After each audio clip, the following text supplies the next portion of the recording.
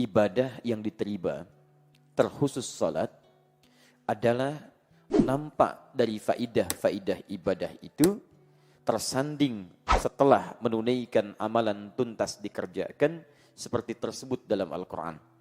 Di antara ciri ibadah diterima, ternyata salah satunya adalah nampak perubahan-perubahan karakter yang diistilahkan oleh Nabi dengan nama akhlak yang mengiringi proses keberhasilan ibadahnya. Kita baru tuntas mengerjakan solat. Di antara ukuran keberhasilan solat, itu ada di Quran surah ke-29 ayat ke-45. Utslu ma uhya ilaika minal kitab. Sebelum solat, silahkan Anda baca dulu, pelajari dulu, pahami dulu.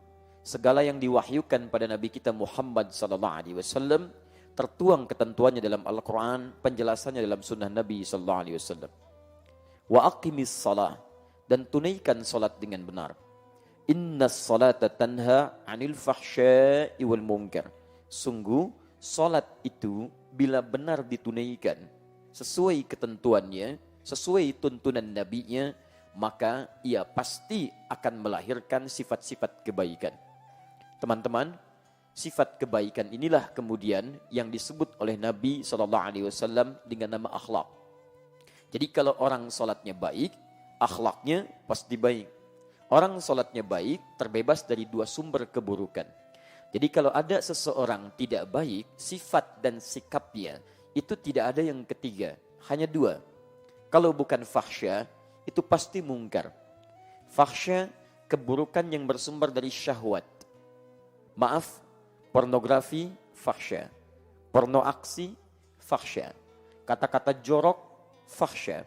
LGBT, fahsya.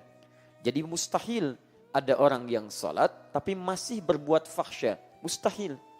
Saya sering katakan pada Anda hampir dalam setiap kesempatan.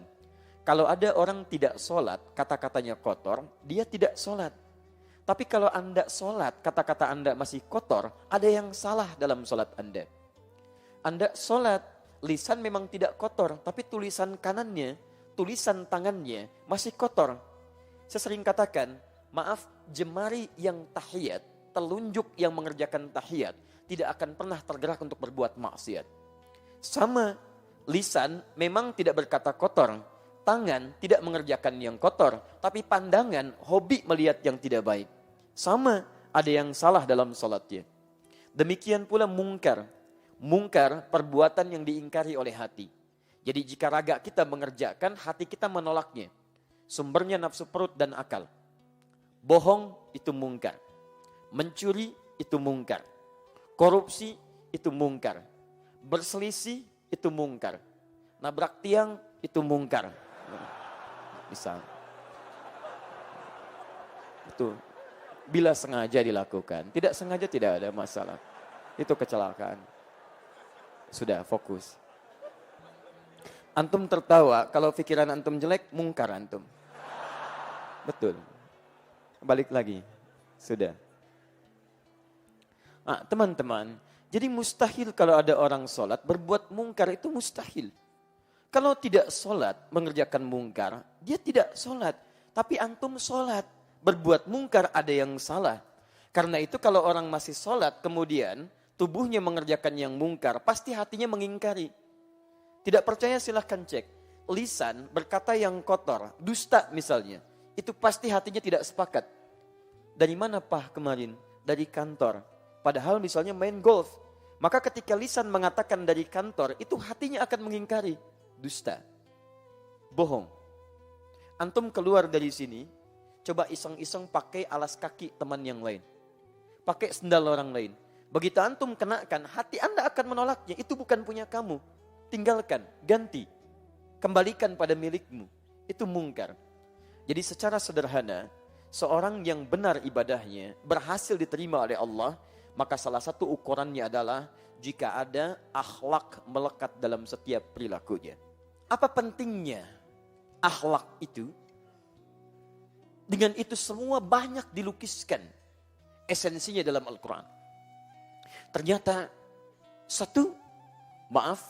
mohon izin, disebutkan dalam isyarat Nabi SAW bahwa akhlak di antara keutamaannya, Al-Bukhari nomor hadis 3549.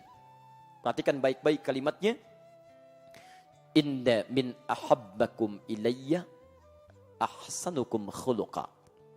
Sungguh di antara yang paling dicintai olehku di antara kalian umatku adalah orang yang terbaik akhlaknya. Satu, akhlak disebut oleh Nabi SAW di antara ciri umat yang sangat dicintai oleh Nabi SAW. Keistimewaan akhlak dapat meraih cinta Nabi. Sudah pasti orang yang dicintai oleh Nabi SAW pasti dicintai oleh Allah Subhanahu Wa Taala. Jika dia mengikuti isyarat dan tuntunan Nabi SAW, itu syarat utamanya. Dalilnya Quran surah ketiga ayat 31, paling kiri sebelah atas. Qul in kuntum tuhibbunallaha fattabi'uni. Katakan Muhammad, jika kalian serius mencintai Allah, maka buktikan cinta itu dengan mengikuti aku. Ikuti tuntunan Nabi. Siapa yang paling baik disifati oleh Nabi dalam mengikuti tuntunan Nabi? Kata Nabi, ahsanukum khuluqa, yang paling baik akhlaknya. Jadi Anda kalau merasa pengikut Nabi, merasa mencintai Nabi, merasa mengikuti sunnah Nabi, tidak sekedar mengikuti Nabi dalam ibadahnya, salatnya ikut Nabi, puasanya ikut Nabi, baca Al-Qur'annya ikut Nabi, tapi akhlaknya jauh dari Nabi SAW, Anda tidak mendapatkan cinta Nabi SAW. Jika seseorang mengikuti Nabi, mendapatkan cinta Nabi, maka apa kata Al-Quran? Yuhibbukumullah, maka Allah akan cintai Anda. Satu, mendapatkan cinta Nabi sekaligus mendapatkan cinta Allah Subhanahu Wa Taala. Dua,